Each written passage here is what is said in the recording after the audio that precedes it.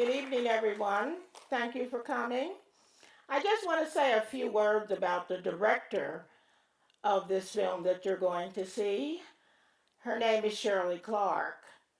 Shirley Clarke um, was an accomplished filmmaker when I met her.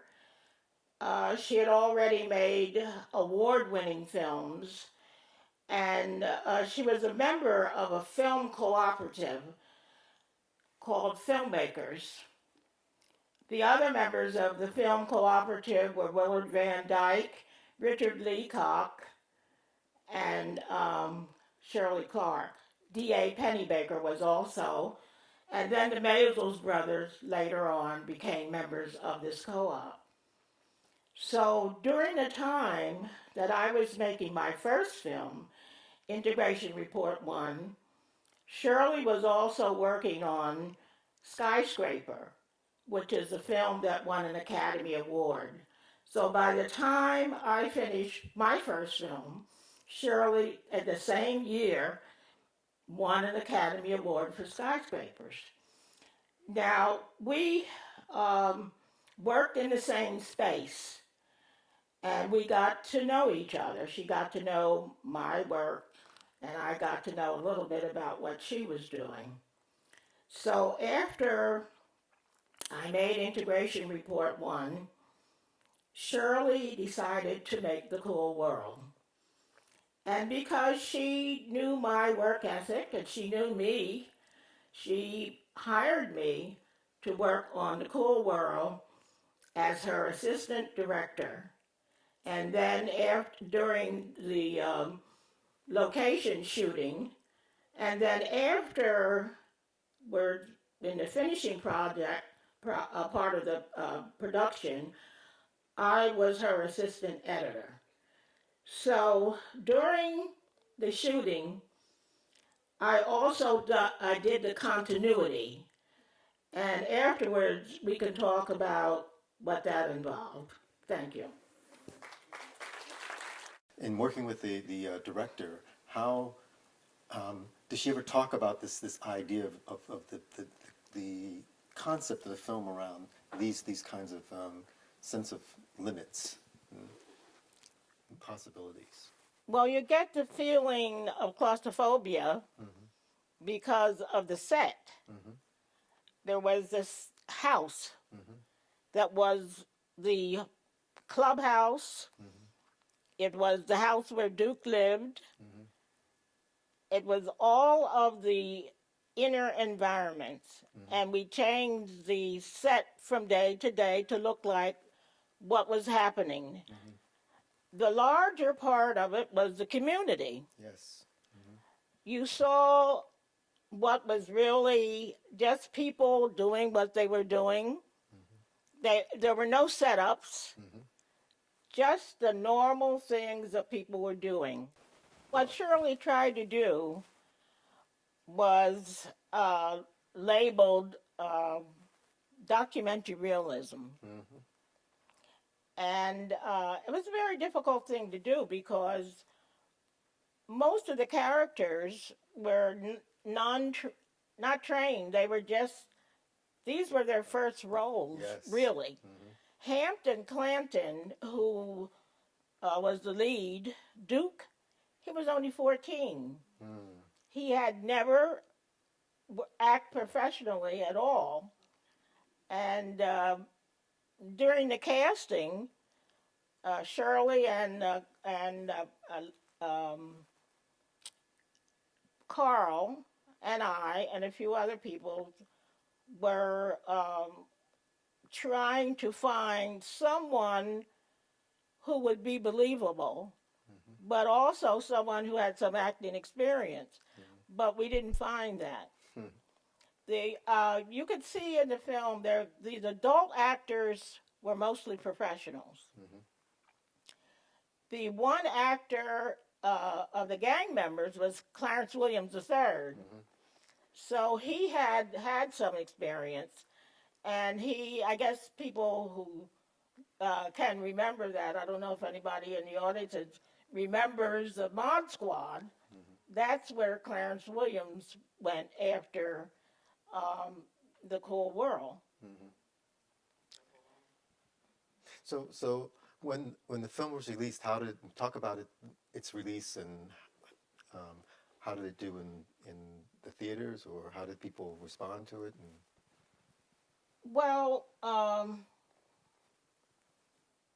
let me talk a little bit about how she made the film okay.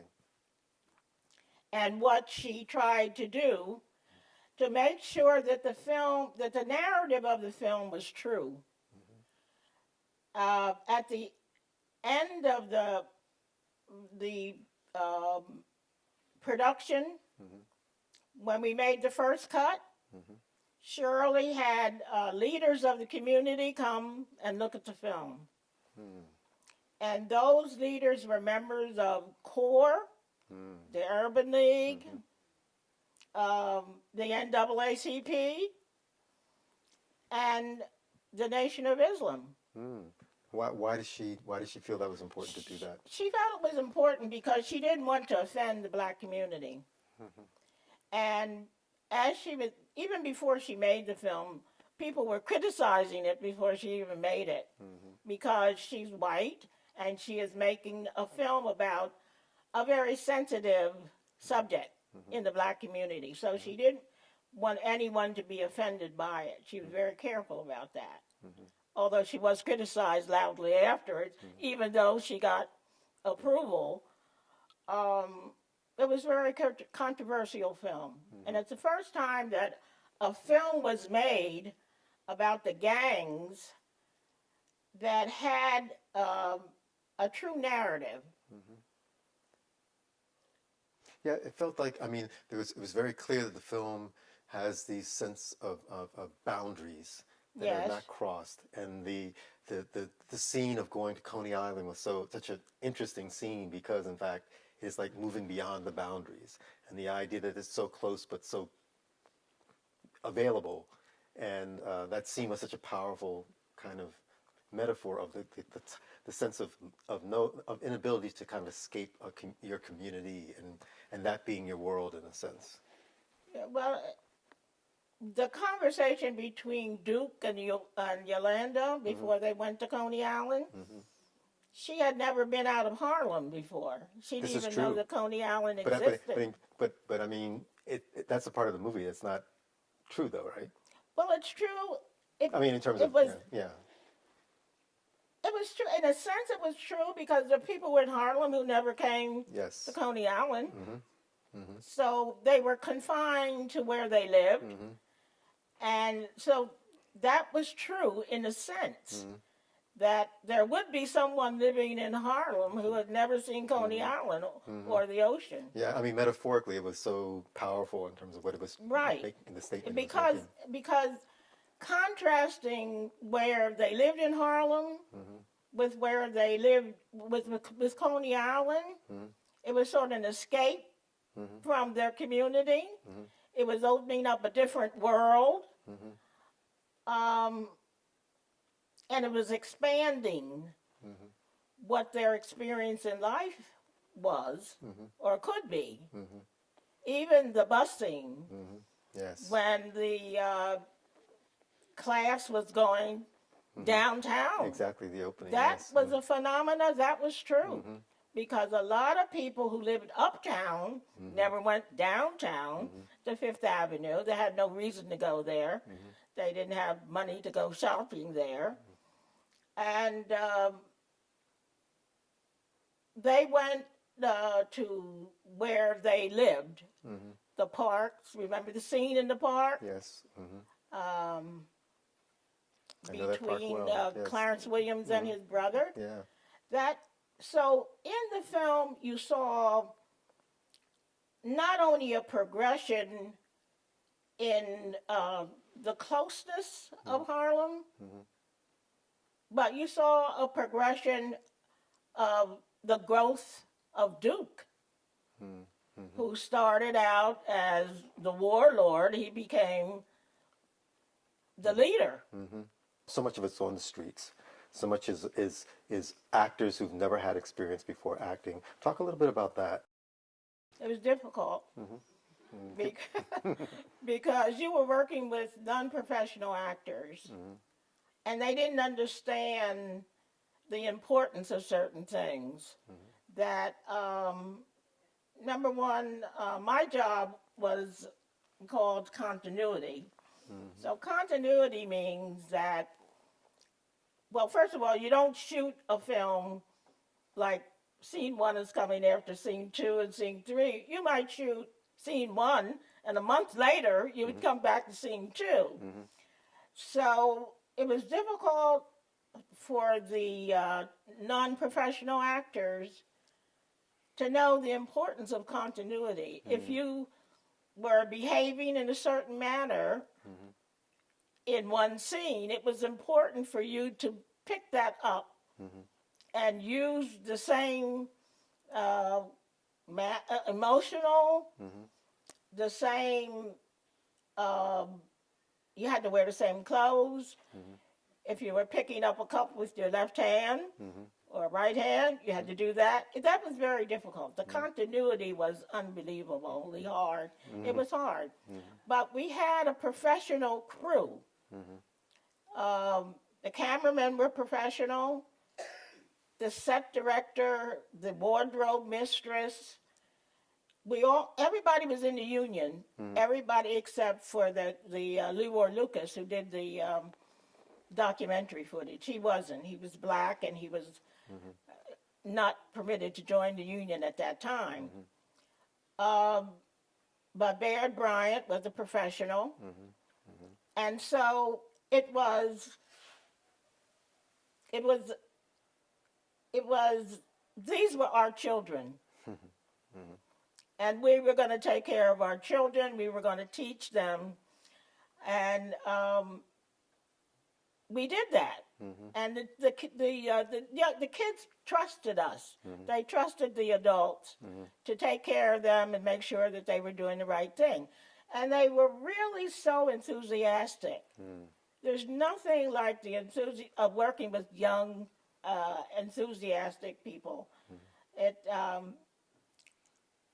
was important for us to be able to accept certain things and to keep them you talk about boundaries, to keep them in certain boundaries that were comfortable for them without annoying them.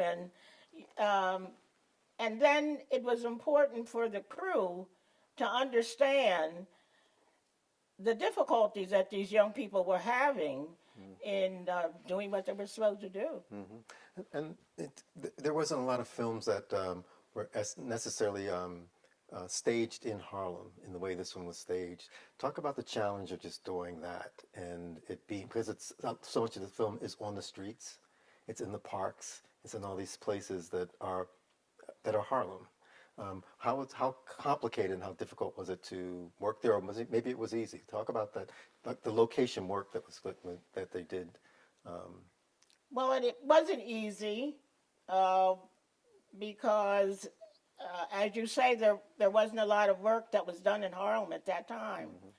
So we were limited in ways by permissions and regulations. And at that time, now New York is one of the most important places that Hollywood films were made at that time. But at that time, the rules were stringent, and we had to overcome that. And then there was some opposition from the community itself. Yes, I can imagine. Because many people felt that we were intruding, as we were. And so we had to get over that hurdle. And so we tried to do the work so that we didn't interfere with the rhythm of the neighborhood. And we also tried to be inclusive, using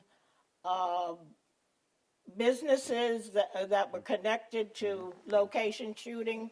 We tried to do that to make it more acceptable.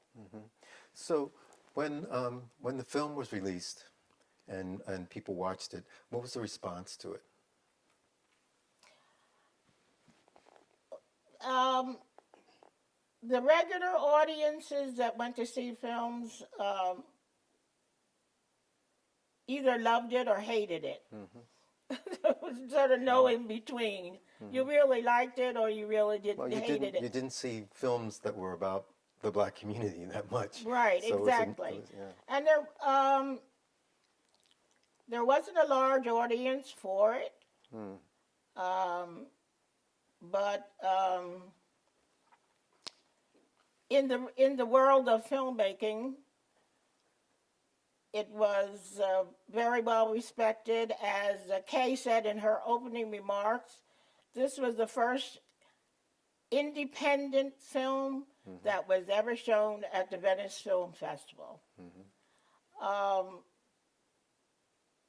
My book of notes, screen notes, was taken by Shirley, and the woman who edited my film, Integration Report 1, Zena Voynow, she and Shirley were good friends.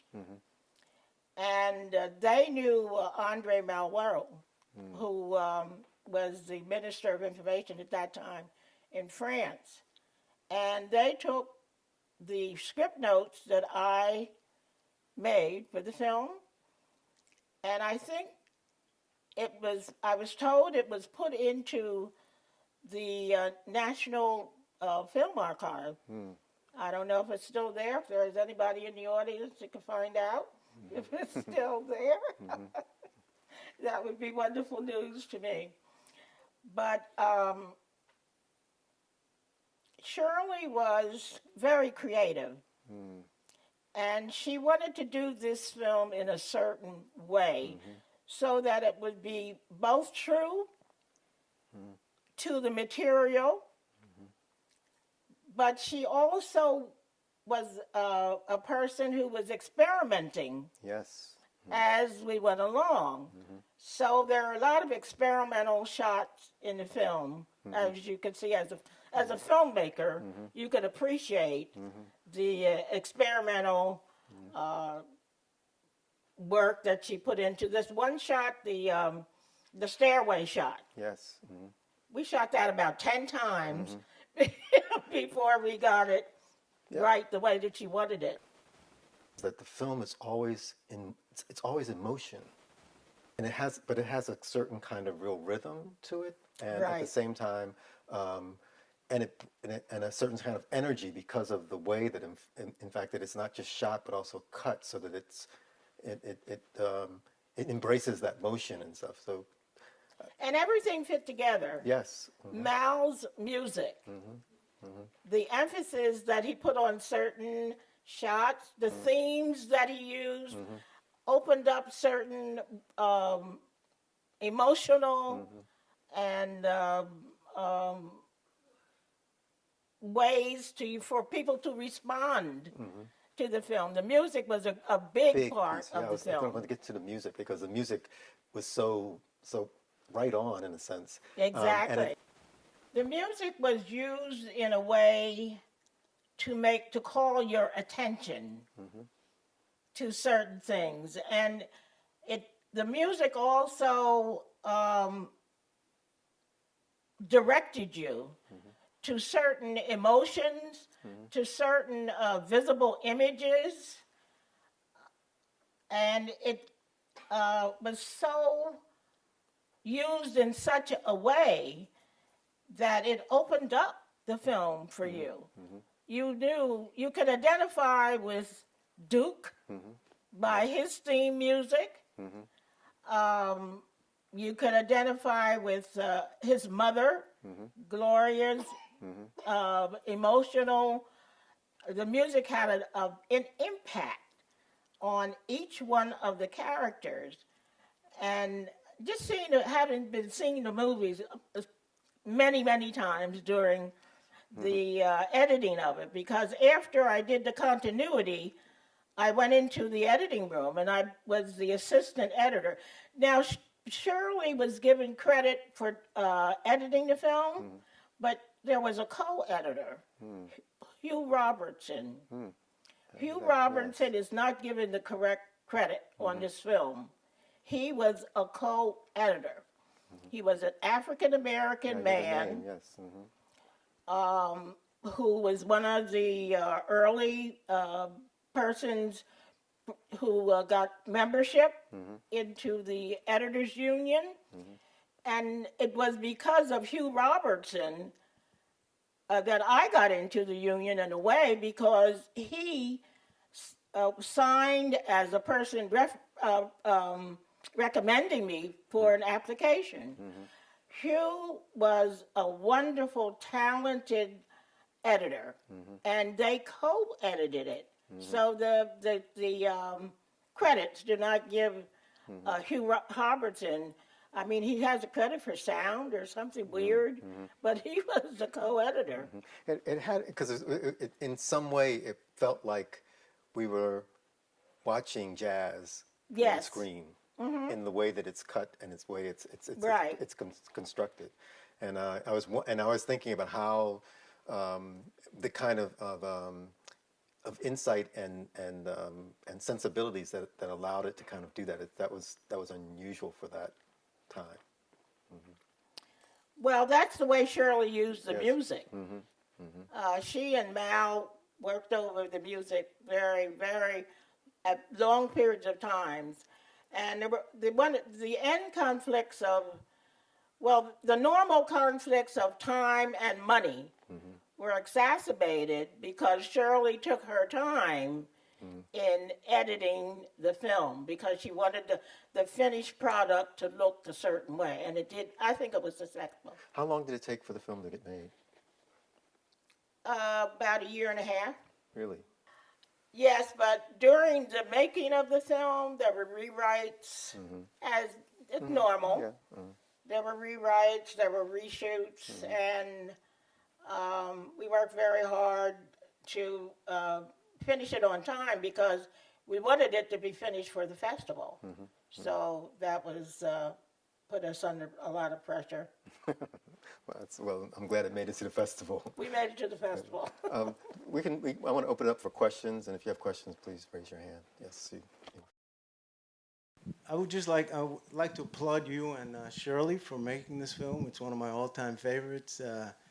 You have captured Harlem at a particular time in American history, and captured it quite well, because that Harlem really doesn't exist anymore.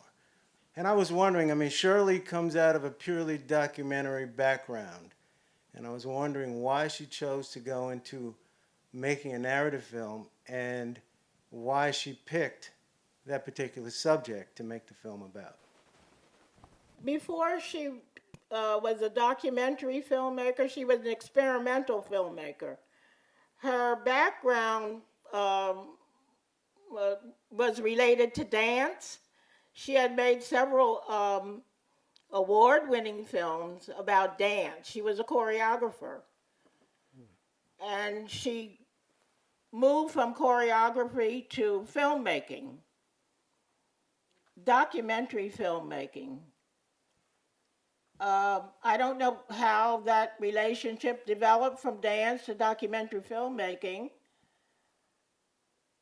but when I met her, she was in the company of all of these documentary filmmakers who were or became world-renowned documentary filmmakers.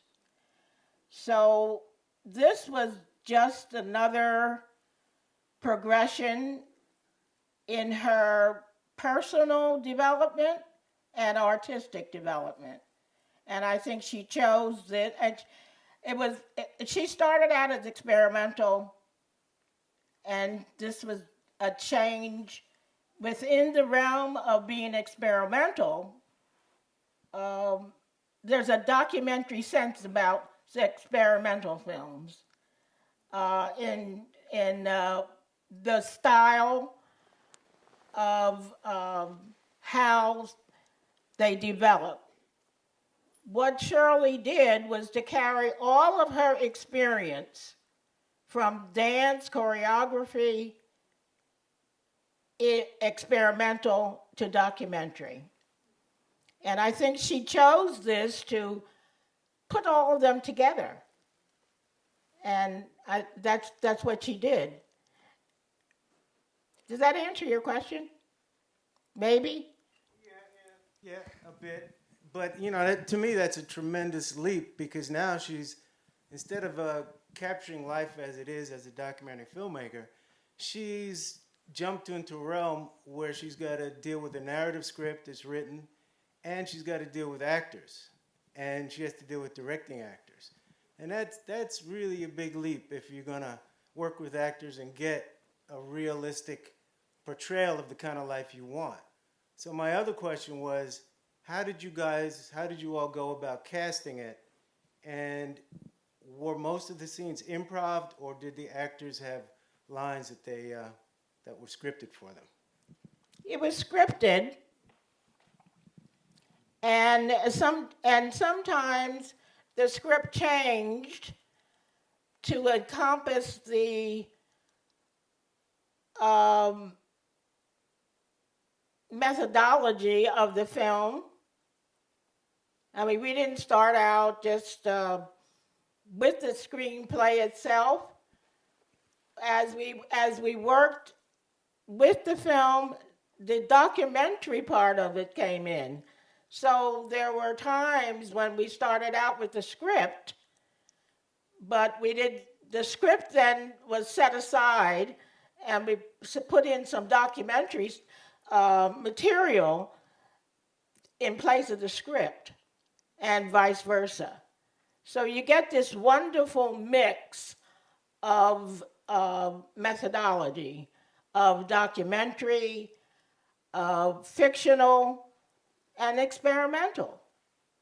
So this film really shows the progression of her artistic capabilities, I think, her artistic growth from one area to another.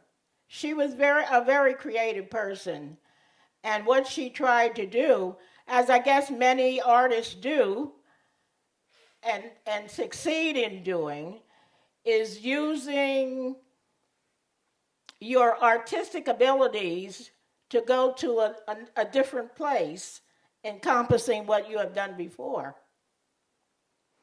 Can I, in light of that, did you find when you're on the set shooting the film that in some way even the lines and the conversation begins to innovate in that space? And if that's so, talk about how those things worked within the cast and Okay, now when you work with professionals, mm-hmm. you work with a script, mm-hmm. they learn their lines, mm-hmm.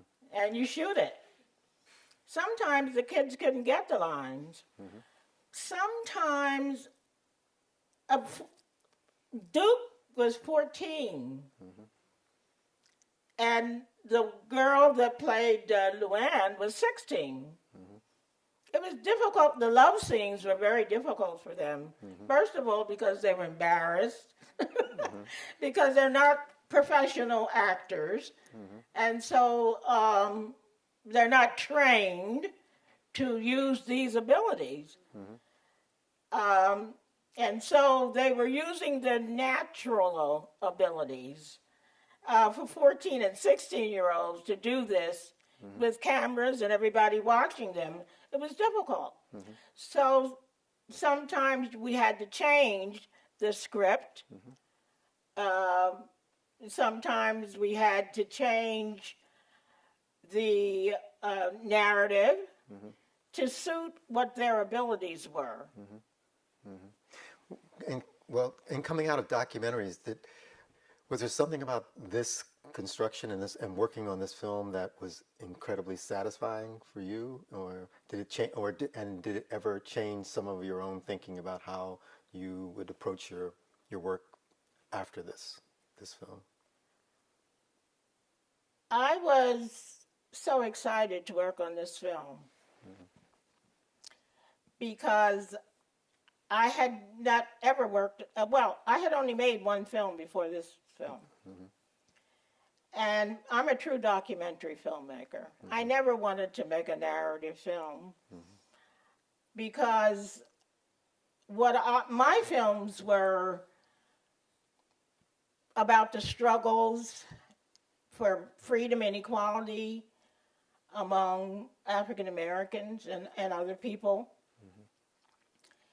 And so I was locked into documentary because I wanted my films to record what was happening so that people would learn what was happening and then be inspired to take part in the activity of what was going on in the progression toward freedom. That's what I was about and stayed about that all of my career. I stayed about that. Even though I moved into different areas of the struggle, that's what I did. But I was very excited to work on this film, which was, to me, experimental. It was fiction and documentary, and I was very excited to work on it. Well, I'm glad you did.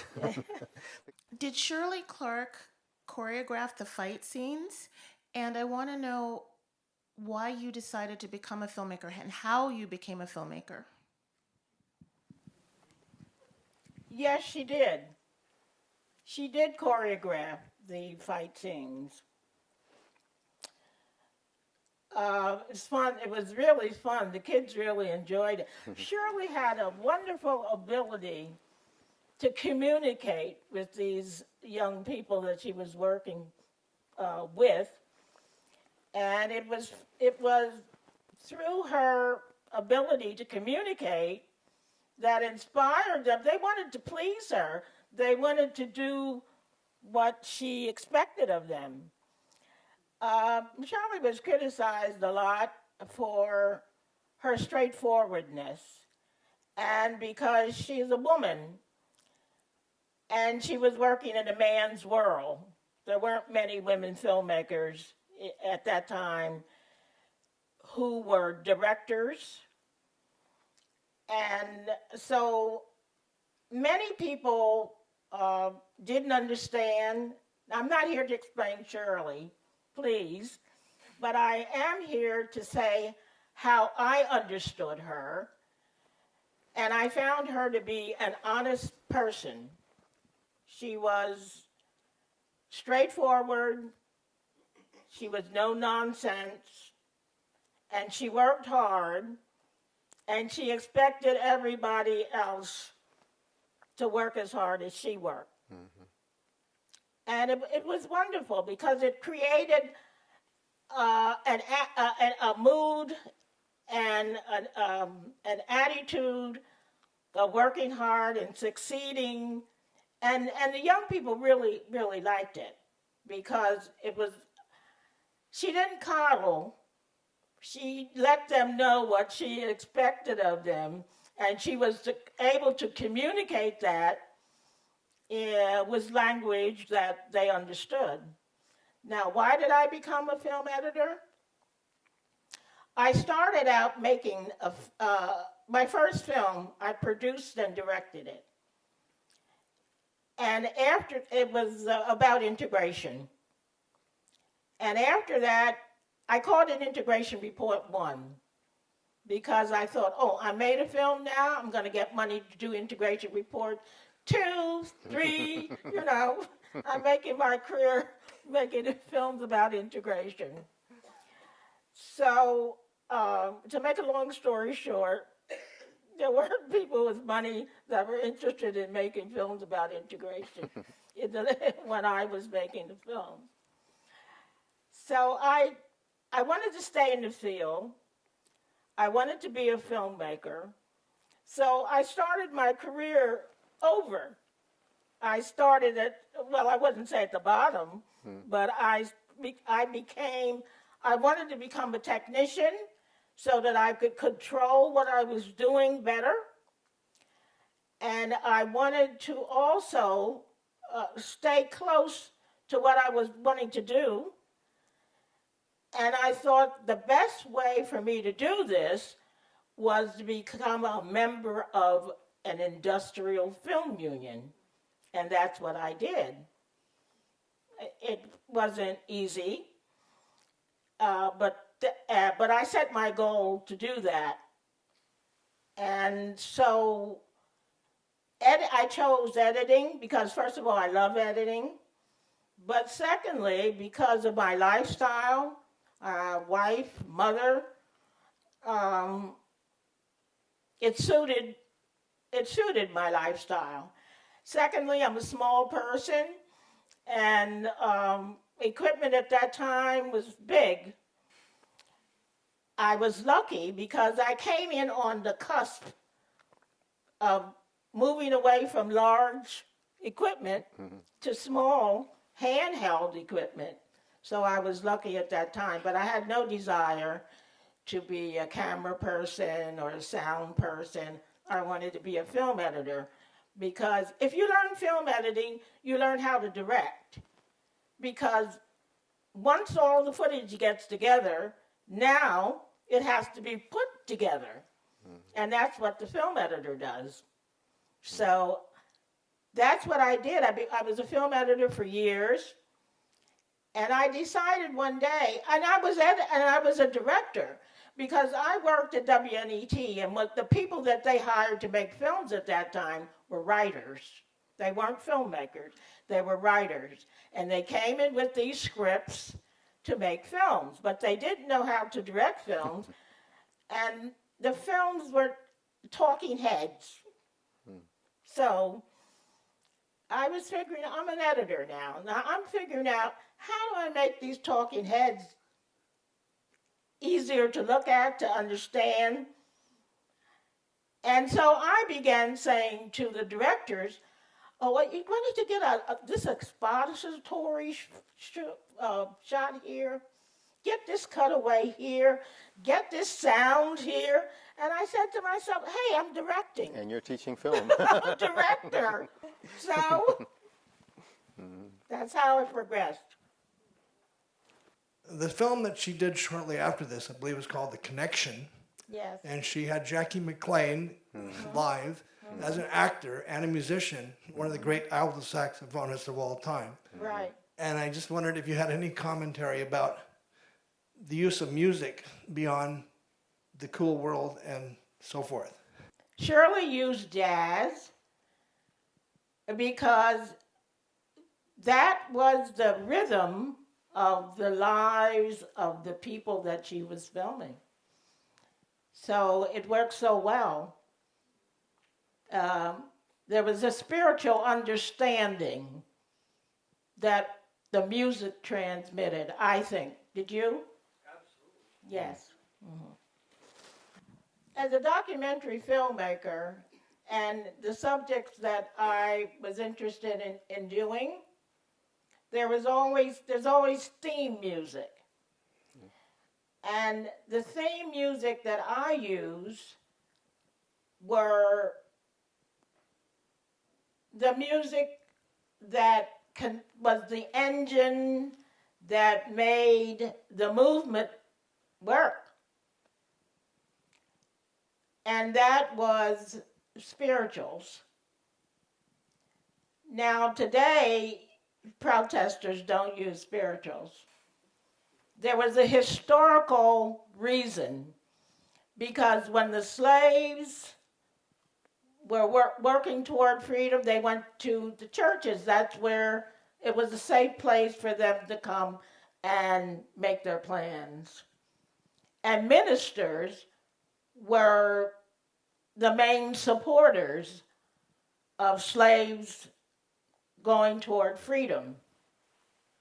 Now, during slavery, the philosophy of the slave owners was to tell the slaves, yeah, this is hard now, but you're going to get your reward in heaven, right?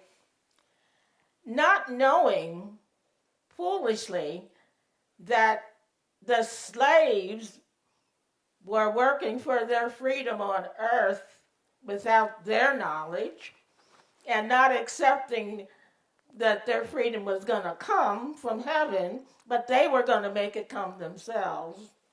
And it was like a hidden kind of language that they used. And that's why I use spirituals, because that was the music of freedom.